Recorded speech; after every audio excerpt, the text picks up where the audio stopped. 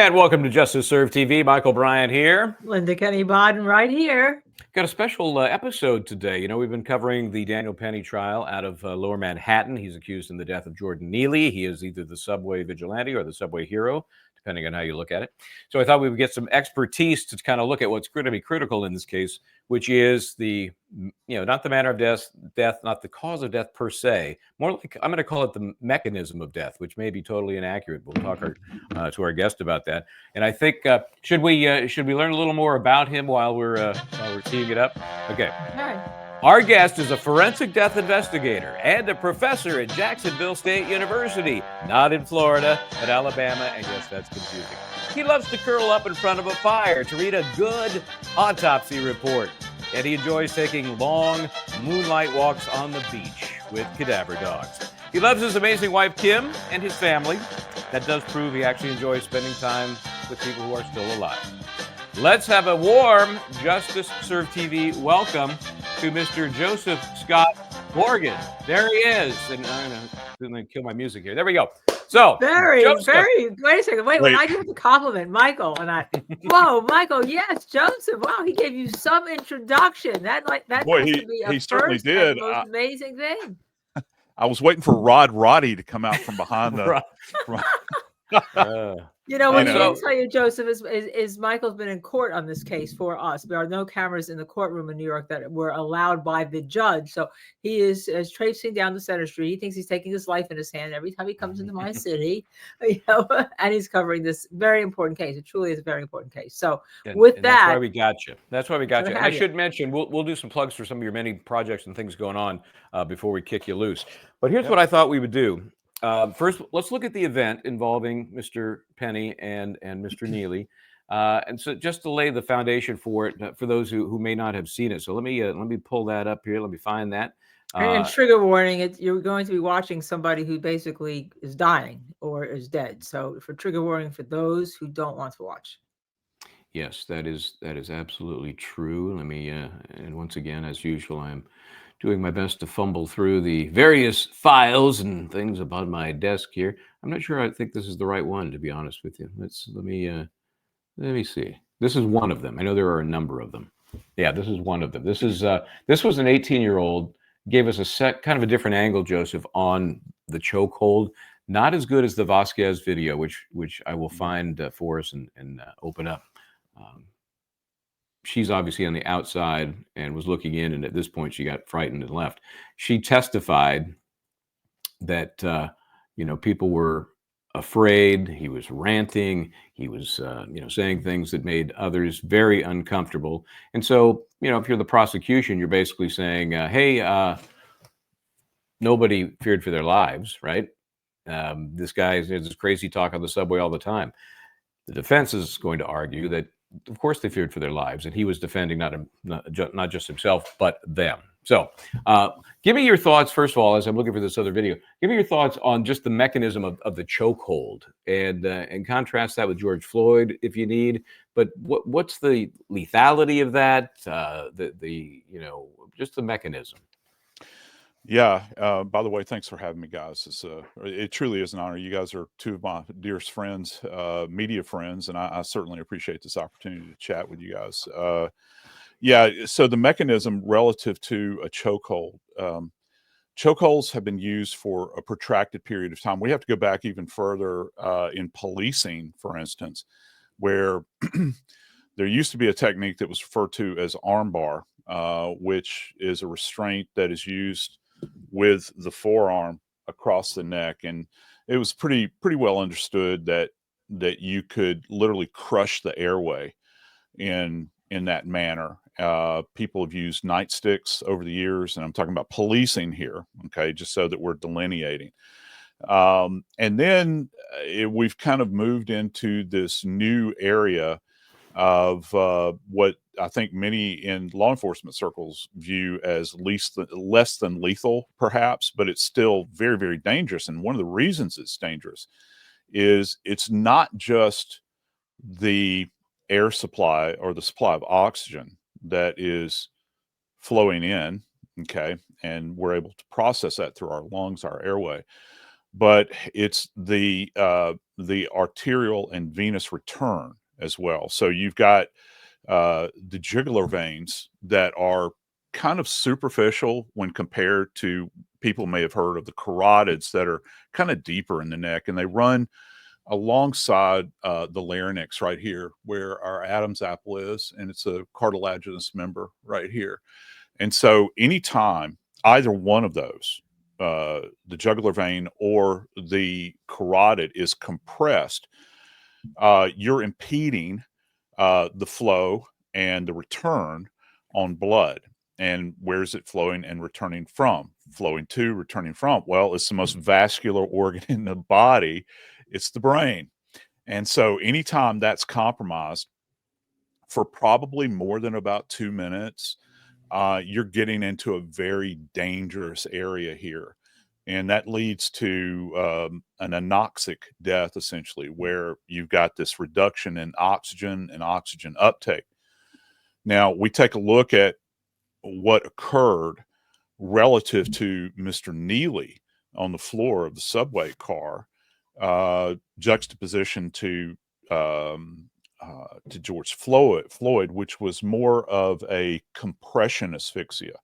You know, the infamous knee in the back and that sort of thing, and you're impeding the rising and falling, inhalation, exhaling, and that's a completely different mechanism. That's what we refer to as compression asphyxia.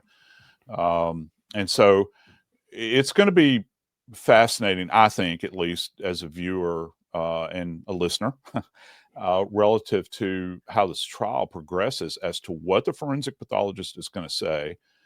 I'm going to be very interested to see what type of trauma is associated in this area, because chokehold many times is much different than, say, if you're using a throttling, which is like this, where, you know, we've, and I know, I think I remember covering a case with Linda a few years ago where we had an individual that had been manually strangled, and you could see the handprints in the hemorrhage of the strap muscles.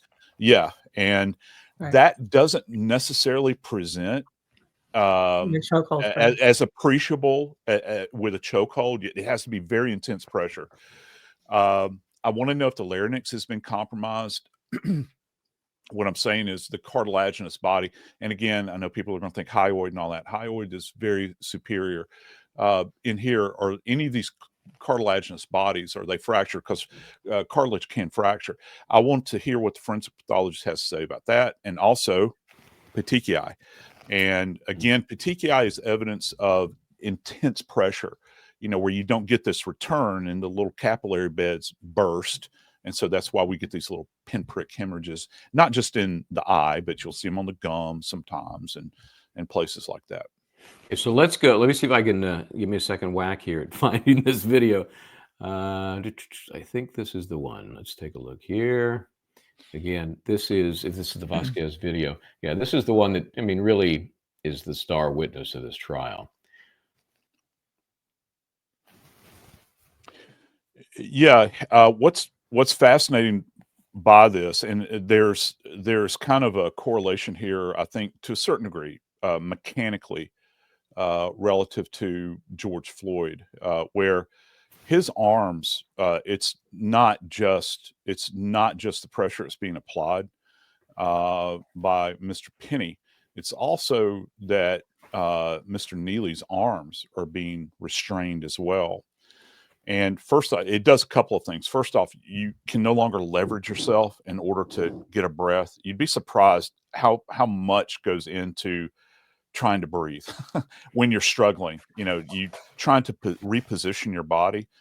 So that's compromised. And in addition to that, if you've got an individual that is in either an organic state of psychosis, where it's something that's, you know, he's suffering from acute mental illness, or drug-induced psychoses, this is going to elevate this panic response as well, which you're going to get this burst of adrenaline.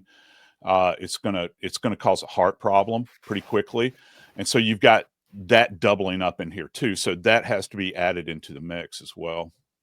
No, you can't breathe. I mean, I can't think of nothing worse than breathing. I think of you and I talk about the strangulation. I mean, somebody getting strangled or a pillowcase on it, and you're right. You're trying to you're trying to get free to breathe. I mean, I can't think of anything worse than that, Joseph. Like drowning, right? It's difficult when you're a kid, and you know, I don't know if people can identify with this. You grew up with brothers and sisters. If you were the littlest in the group and they do the pig pile, and you're on the bottom of the pig pile and everybody's piling on, it's one of the most distressing things. And many people can reflect back to that. Or if you've ever been in a pool with a bigger kid and that kid holds you underwater, that panic response sets in. And that's what he would have been experiencing during that period of time. So it's not merely everything plays upon the other thing in this. This is a very dynamic situation when you're talking about compromising somebody's ability to uptake oxygen, and then for your body to be able to process it, and then this stress that's being released, super anxious moment that's also, you know, hammering your system as well. It's a perfect storm is what it comes down to. You know, I'm sorry. Go ahead, Michael. Yeah, I just want to talk about what I think the jury is going to have to parse out here, and it's going to be not just the initial chokehold, but the duration and the type or effort. As I see the chokehold, he's got the left arm here, and then he's got his right hand up on top, almost in a vice type. You know, because he's a former Marine. I can only assume we haven't heard yet this is the case, but I'm assuming that's some sort of training, military training. It is. I was going to talk about that. That's exactly what I was going to ask you about. To make the you know, to make that hold more effective. So everybody, how does that work? Yeah, this is the thing about Marines is that, and okay, two parts to this. First off, Marines were truly, and this is coming from an old soldier. I'm an Army guy, but I've got a lot of buddies that are Marines, and Marines famously have perfected their own form of martial arts. Okay, and it is it's a combination of many things. The Israelis developed Krav Maga. They have bits of that in there, jiu-jitsu, those sorts of things, and they have levels to this. Okay, so they are trained in what's called combatives, and so this hand-to-hand combat, and that would be a classic positioning that he is in. If you can get the upper hand on someone, and this is Mr. Penny's baseline of understanding here, because to the best of my knowledge, he's never worked in law enforcement. And so this is one of the things that you run into with people that have been trained, say, for instance, in law enforcement. We all know, because we've covered cases involving lethal police encounters. They're held to a different standard than, say, a civilian. And so now you're entering into the realm of the military. And he's a young guy. He's only 24. So this is not something that is like in the back of his mind as far as training goes. You know, he came out of, I think he came out of the Marine Corps. He's 24, if I'm remembering correctly, when this occurred. And it happened a year and a half ago. So and he was already an E5 sergeant, which rank is very hard to make in the Marine Corps. So he had advanced through the ranks and then got out. So he would have had this training in the back of his mind. I'm not saying it's muscle memory or anything like that. I'm just saying it's a baseline of training. And again, that's a wild assumption on my part, but he applied that in this particular case, in my opinion. I couldn't see his legs, because many times what they'll do, and this is kind of a jiu-jitsu move, where if the person is maintaining the pressure is on their back, and they have this person on their back and they're restraining them, such as the upper body shot, many times they'll do a leg lock with them too. That now, not only do you have a guy that can't move his arms, and I can't see the rest of it, and maybe that's the case, and I can't remember, but if he locked his legs as well, again, it's another level of anxiety that kind of kicks in at that point. Here's Yeah, but go ahead, just Linda. I know one you of have the a things. question. No, I no, want to fill in I was some going to blanks here. ask. Go I ahead. was going to ask about the Marine training. That was the first thing because I have friends who are Marines who jokes or something that they're trained killers, right? And of course, so anyone in the military, I think, has that. My dad was in the military, and all. So I don't fault that, but it's so close to be able to put somebody that chokehold to pass out. I mean, that's how you train cops. You know that you just don't. You try not to do it because you don't know when they're going to pass out and not have that oxygen. Here you've got like 5 minutes. Do you know of whether or not, or have you heard whether or not the state's going to have anything regarding what he was trained to do and when he was trained to stop what he was trained to do? I would imagine it's not a far reach. You can find Marine combative instructors that are out there. As a matter of fact, there are many of these guys that have gotten out of the military that are still training martial arts. And all the prosecution has to do is reach out to one of these guys and have them court qualified as an expert to talk about Marine combatives training hand to hand. And yeah, I could see them, talk about this. And, the defense might put somebody up on his behalf as well. I don't know, but it would make sense because let's look at it from the perspective, the earlier example, that I mentioned about police training. How many times have we covered trials where we have had a police instructor that has taken the stand and they talk about, well, what's the standard of training? Are you up to, snuff on the latest training? Is this the correct way to do it? Is this the incorrect way to do it? How should you be measuring this? And with this is the great unknown, isn't it? Because I don't know what the expectation would be in a civilian who has Marine training, but still a civilian now. I don't know what the expectation is as far as, his understanding of how long you can restrain somebody before they die. And can he assess that while he's on his back? I have no idea. And I wonder what the jury's going to do with that. I think in some ways being a former Marine cuts for him. In other ways, it cuts against him because they may hold him to that standard of a cop when he's clearly not. I think what the defense is going to focus on as well is restraining versus choking. Okay. If this is up against his throat and again with the lever of the that looks more like choking than restraining, which might have a little bit of a lower profile on the body. So again, that's why the video is so important. There have been plenty of witnesses who have testified. Everybody goes through the same motion. He was doing this and he was doing, but it gives a more clear restraining kind of impression than a choking impression. Also, and let me get your feel on this, comparing it to George Floyd. George Floyd was saying many times, I can't breathe. I can't. No, there was no attempt to say anything, apparently, based on all witness testimony and the videotapes that have been presented in court.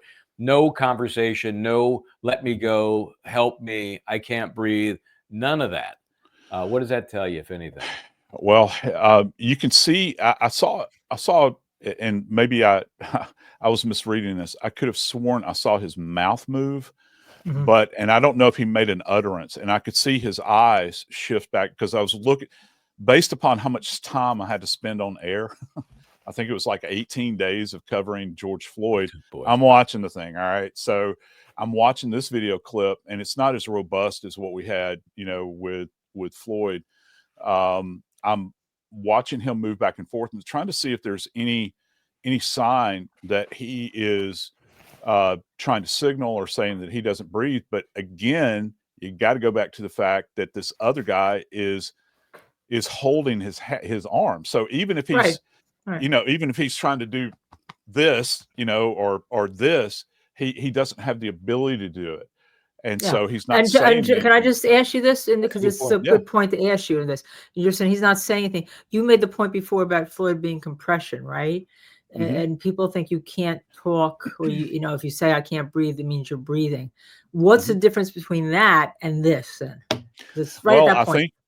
I think that with Floyd, he could shallow breathe to a certain degree, like this, even though he's being compressed. With this gentleman, I think that this would at least give an indication that there might not be any airflow over his vocal cords. Okay, because it's being constricted so tightly right here. That's just my thought. That's why not knowing anything at this point relative to the autopsy findings, I want to know what shape his trachea is in. I want to know if there are any focal areas of hemorrhage in there, if the cartilage has been compromised, or the structures in there are busted up in any way. I don't know. I'll be fascinated to see this. Would love to read the autopsy report sometime, but that ain't See, I coming told anytime soon. you he enjoys reading an autopsy I do. report. Welcome to my house. Same, Michael Bryant. You're Yeah, surrounded by two of Dr. us. Mike's the king of autopsy. Yeah. Who am I? I'm nobody. No, come on. We're all somebody, but we're surrounded. Michael Bryant's surrounded by two of us, Joseph. That's the problem. He thinks that we're unusual. We're the usual. He's Yeah, the that's one right. That's surrounded right. with a I'm dinner the on the weirdo. Bernadette and stuff. Yeah. And all. But let's go to the other question. You look at this as an expert, but let's take you back as a subway rider here. And I don't know the answer. Everyone rides the subway every day. Michael going to the courthouse actually on his first day, and I don't think he has this clip. Has Oh, sure I do. You do? Taking I got off it his somewhere. clothes. You should I'll show go it ahead to and Joseph. chat. I'll look for it real quick. As we chat, because we're used to seeing people doing this, and a lot of people knew Neely. I mean, because he'd been on the subway doing his Michael Jackson impersonations, and and there's a lot of people in the subway. We have mental health, as I say every time, we have a mental health crisis in the United States, especially in the big cities, with no place to put people. They're not being treated, and we're kind of used to seeing people on the subway because that's where you can sleep. If you're homeless, right? You can sleep on the subway until they kick you out. Before you even get to the chokehold, you're sitting on that jury. What do you think? Well, obviously, it's going to be fellow New Yorkers. They're going to be able to identify with that environment. Obviously, you can hear from my voice, I ain't from around these parts, but I have ridden the subway, and you're on there, and there's a certain expectation, keeping your head on the swivel at all times, and there are just certain behaviors that are kind of accepted in New York, and people, just kind of passively, go along with it until they're directly threatened. And then if they're directly threatened, most people just kind of part the waves and you're on your own at that point in time. Most people are not going to interdict the situation. So this is kind of an outlier, when you think about it, because this is a guy that for whatever reason, I think he's saying that he felt, in threat for his life and others, which is kind of a boilerplate statement. I mean, how many times have we heard that over the years? I was in fear of my life and, the lives of my family, or fear for whatever. And yeah, that's a different world in there. I don't know. It's hard to look. I mentioned just a second ago, I just got back from Great Britain. I rode the tube everywhere, all over the place. And I know London and New York are completely different. I never had an experience like this on the tube. However, I've had a few in New York, and they're scary, but the thing about it is he's native to that region. And so he kind of understands that. I don't know what it was. And plus, I think this is the other thing you have to factor in relative to being a Marine or former Marine. What was it? And we won't get an answer to this unless he decides to take the stand. What was it that triggered this fear in him that kind of escalated this from that moment in time? What was it that, how many, because I can tell, I know you guys, if you had him on the stand, you say, how many times have you ridden the subway in your life, and how many experiences have you had like this? And have you ever had an encounter like this? What is it about this man that singled him out?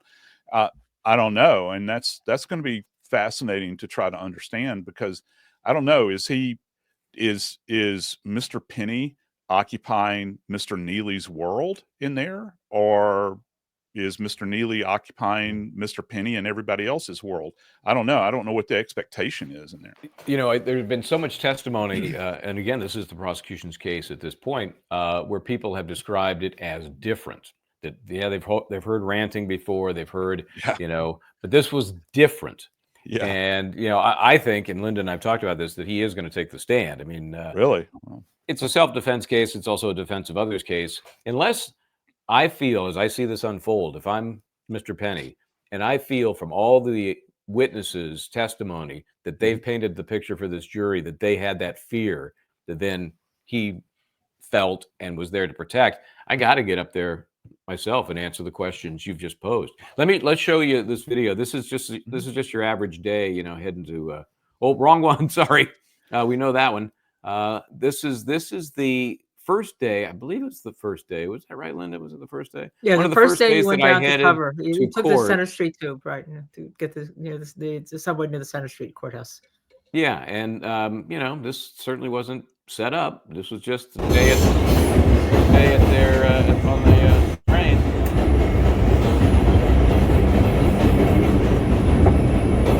And most people were kind of, pretty busy car off to the side.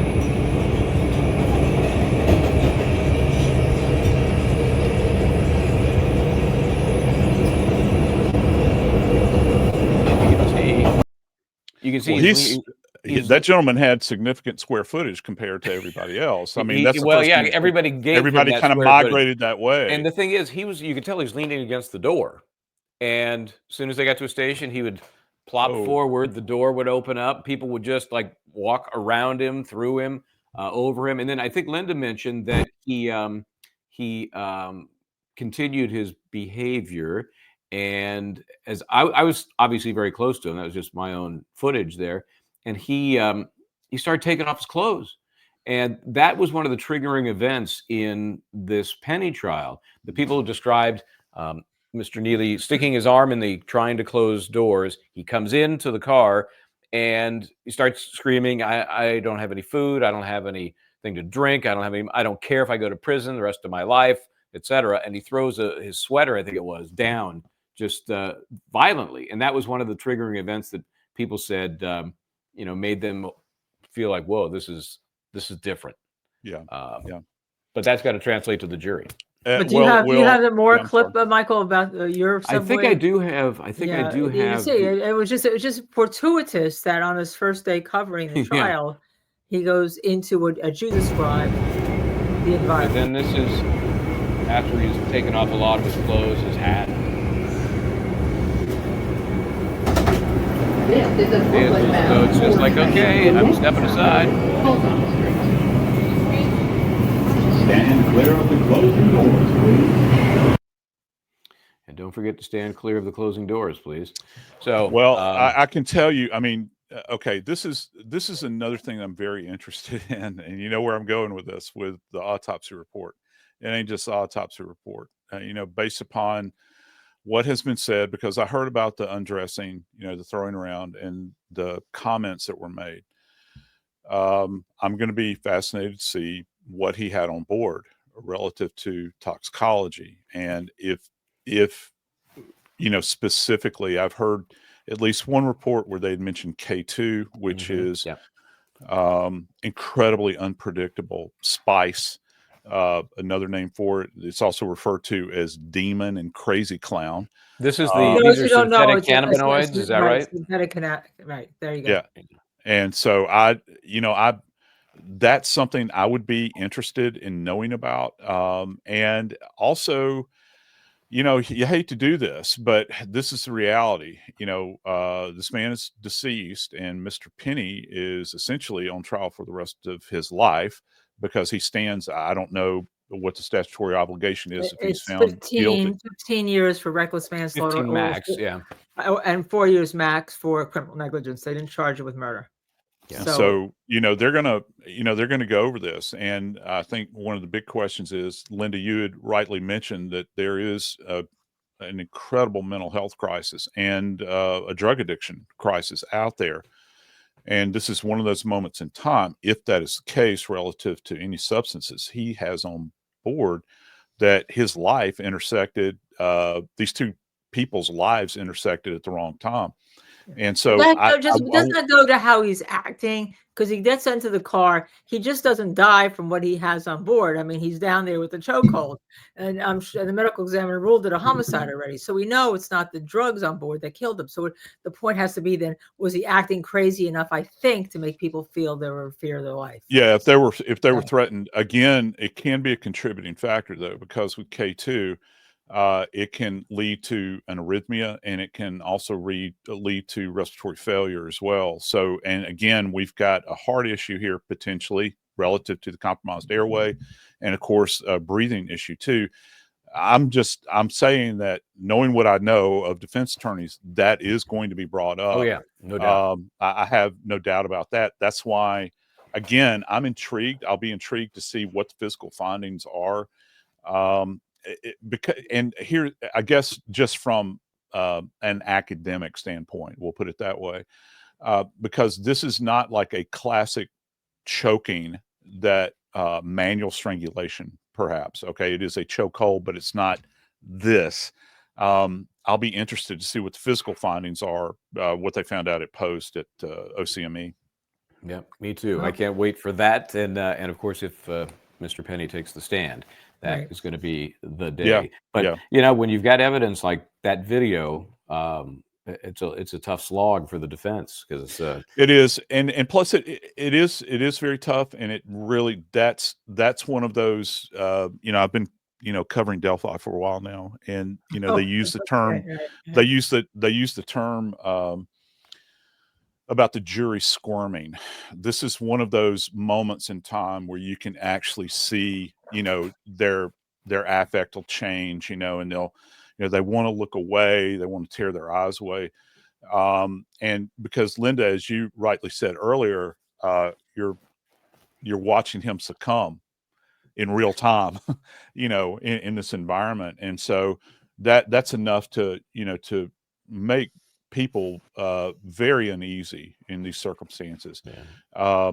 Yeah, we had a And case in Florida. I don't know if you saw it. Michael went down there for that, to be in the courtroom, where Sarah Boone, it was called, and oh there was yeah, a video of her boyfriend it was very like 8-second video or something, and he says, "Sarah, let me out, let me out," and I I know. could barely watch it. I could barely watch that. That was So Yeah, another compression suffocation it was, and situation. plus, I still think she probably, not to chase rabbits, but I feel as though she pushed him down the staircase because of all the There was some multiple thump that contusions. was not Yeah, explained. Yeah. yeah. Listen, that's Linda. To your point, Kim, my wife couldn't watch it. She started weeping at one point in time. yeah, I was on air with Court TV with Vinny, and she would watch me on air and see that happen, and she couldn't bear it. She says, don't make me watch this again. I was like, I didn't make you to begin with. You want to see me.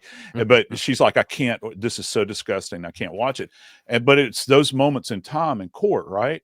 right. Because Man. this is not playtime. This is serious No, business. And Yeah. And most then they people, brought the suitcase out right there in front of yeah, I the know. And jury that to was, see there's the yeah, murder weapon.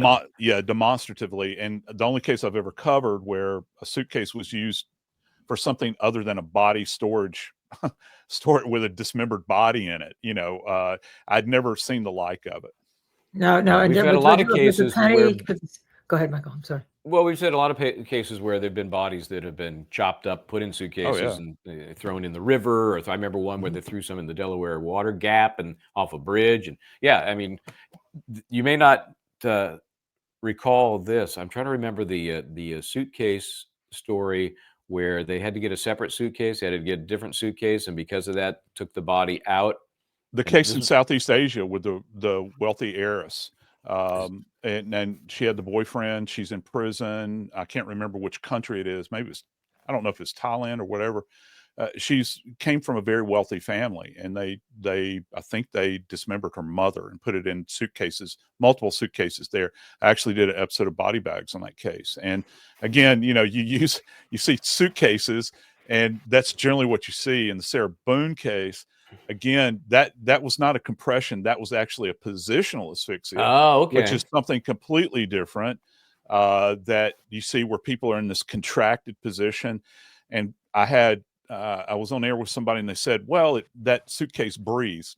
No, hell, it doesn't. It might breathe slightly. I mean, it's not like it's not stainless steel, but you can't um, you can't account for the cubic inches of air that you're uptaking and then expelling, because the carbon dioxide far exceeds the amount of CO or O2 that you're trying to take up. It's insufficient to the body's needs. And so, yeah, that was a positional asphyxia case. We've got the whole gamut here, the whole spectrum. We've seen everything. But in terms of Boone, obviously she didn't help him. But we go back to Penny. There was some testimony, and I just want to get your take on this again, because we've all seen these cases that somebody came over to try to help Neil, pouring some water on top of his head, right? And that Penny told him to stop. One of the people that I've interviewed thinks that his post-conduct inability to help him actually turned her off. She's a subway rider, because I wanted to ask people who are subway riders, and that turned her off for not necessarily convicting of manslaughter, but maybe criminally negligent homicide. So I don't know where it's going to go.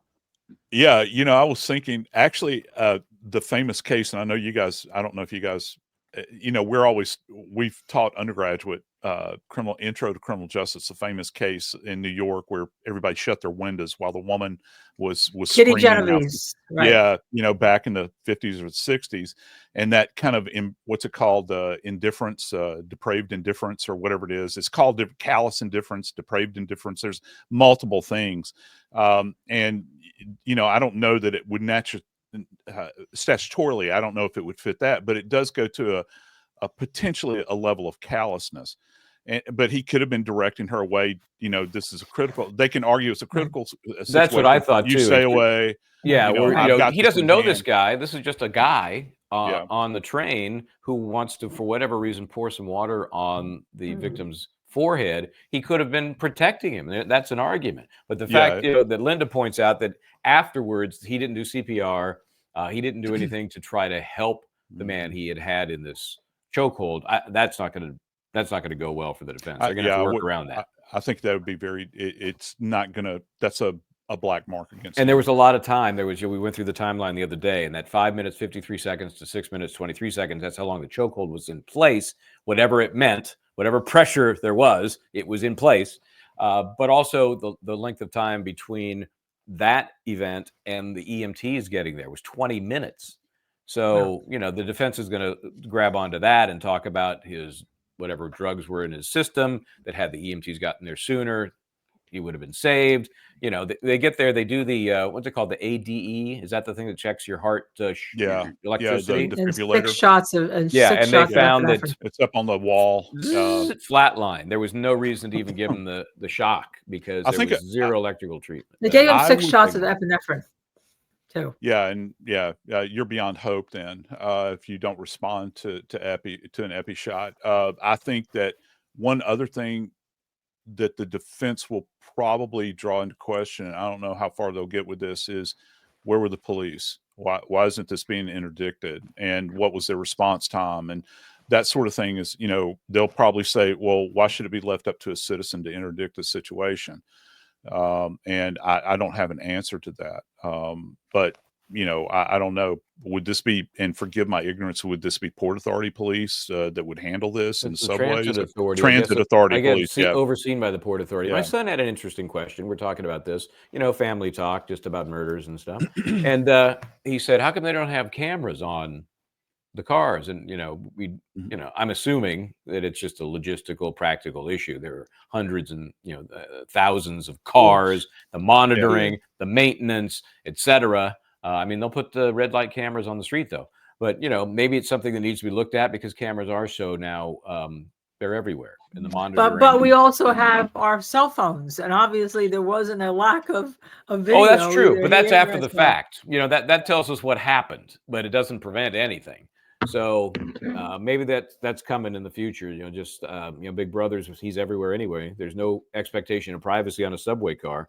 I don't care. I think one other thing I'm interested in too, and again, I'm sitting at y'all's feet since y'all are legal scholars here. I think that one of the things I'm interested in is it plausible that a counsel could raise the question, well, you've got bystanders that are filming this. Why aren't they interdicting on Mr. Neely's behalf? Why are they filming? Why aren't they jumping to his rescue? Is that evidence that they didn't feel threatened, or what is that evidence of? Is it evidence of anything? I don't know. I think it's irrelevant, but those arguments can be made. I don't know that there's a basis to get information in with that as the guise. Yes, we're bringing this in because we want to show that other people should have gotten involved. That's irrelevant. But there is a message. There's a message there that the jury might pick up on that, I maybe think this there was, wasn't Michael, all his wasn't there? fault. Wasn't What's there, that? Michael? You were in the court. Wasn't there someone said that she told Neely to stop with these holding him too tight? The guy who Or- finally was identified, he testified yesterday, was holding on to Mr. Neely's arm, and you can see him in and out of the frame from the Vasquez video. He said, "I've got his hands. You can let go," and Penny never did. Now, if you watch the way Mr. Neely is being very physical, and I'm not sure a guy holding his hand is going to prevent any perceived danger. And maybe that's why Neely did not let go. On the other hand, maybe Neely just didn't feel like he had gotten the job done yet, and he wanted to take the guy out.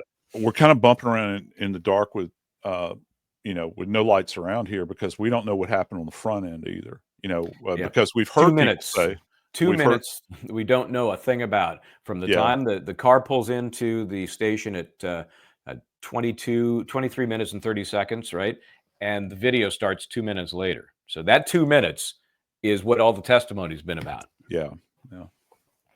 It's an interesting case. It's a very interesting case. I think it's a very important case. And we're going to have to see how it goes. And I really do wish cameras were in the courtroom in New York. New York can allow cameras in the courtroom, but they generally don't. Since an old case, Joseph, I'm probably the only one who remembers it. It had to do with a child, Joe Goldberg, I think it was, and Hedda Nussbaum.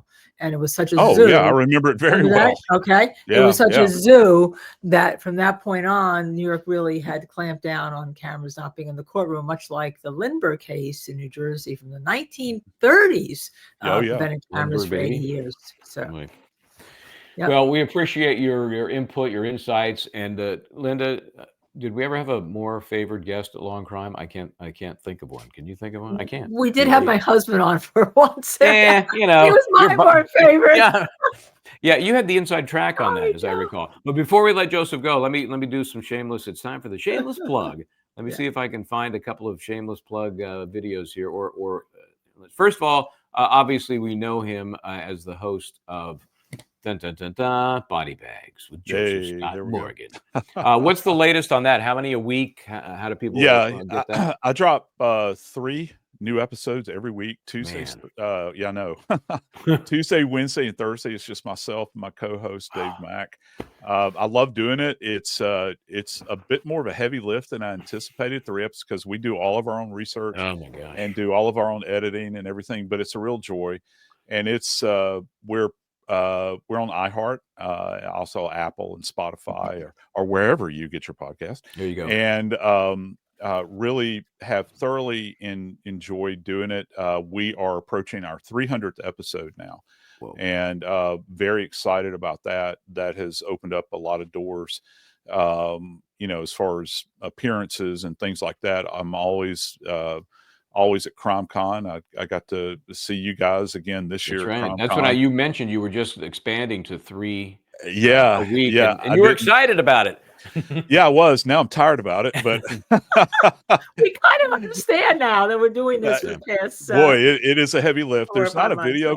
I don't have a video component, but we're staying. We're staying roughly in the standings of true crime with iHeart. We range from about 50 to 70. We stay in that range nationally. Every week. And I'm very pleased with that. That's amazing. Had a lot of opportunities. I'm actually about to appear. There's going to be an episode for all you young folks out there of Lad Bible. That is the hot thing over in Great Britain. I went to their studios and did an interview with them that lasted for about 2 hours, talking about my career. And I didn't realize who they were. It's like many years ago, I wrote an article for Vice.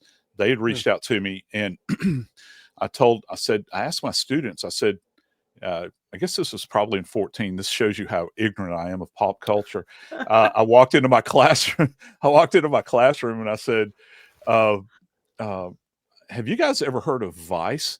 And they looked at me and they were like, what about it, Professor Morgan? I was like, they just asked me to write an article in their true crime edition. This is still when they had a print magazine, and they said, you got to do this, you got to do it. And I was like, okay. And the thing wound up being reprinted in like 7 languages or whatever. Wow. And it's like I was completely ignorant of Lad Bible. So I'm sitting there, and she was like, it's like, yeah, Ryan Reynolds was in that same seat last week. And I'm thinking, I ain't no Ryan Reynolds. But, we had a great conversation. And that was a ton of fun, doing that. And there's other things on the horizon that have, kind of broken open as a result of the podcast. But I do love it. And the reason I love it is I get an opportunity to educate people about forensics, and which is my, I hate the word passion. It's what I've always done, since I was a young man. And Well, that was only about 5 years ago. Come on. Well, the way I look at it is this: I've had a lot of advantages that many people have not. And I've got to peek behind the veil that many people wish that they could peek behind.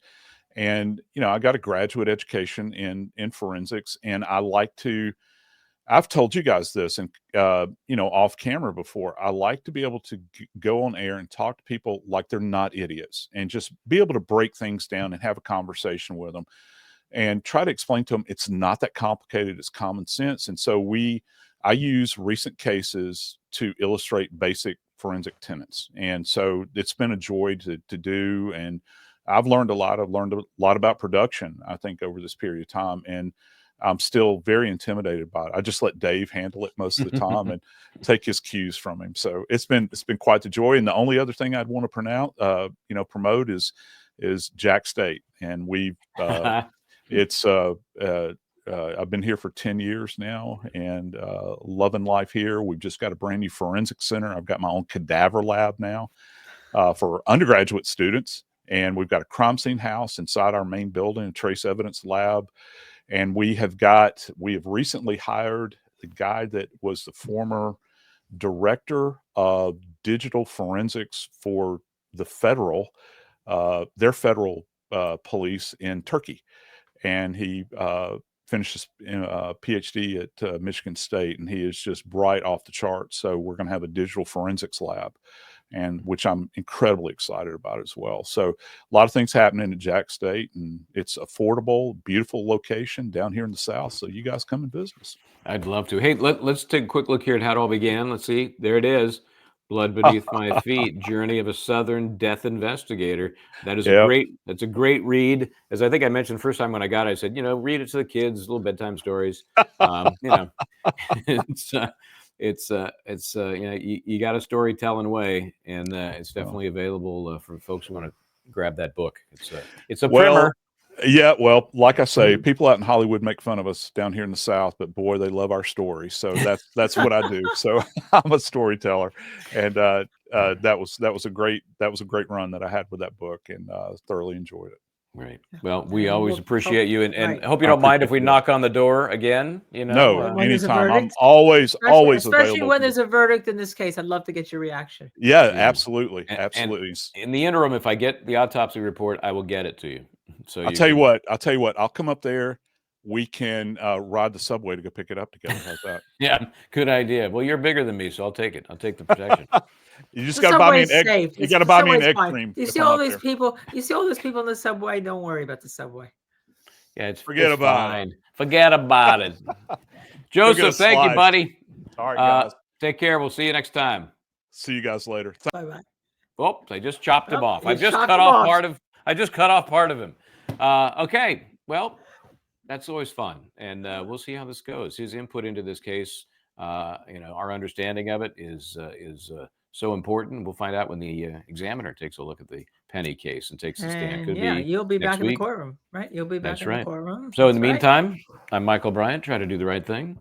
And I am Linda Kenny Baden. We are Justice Served TV. We'd like you to subscribe, share, like, and you'll get notified.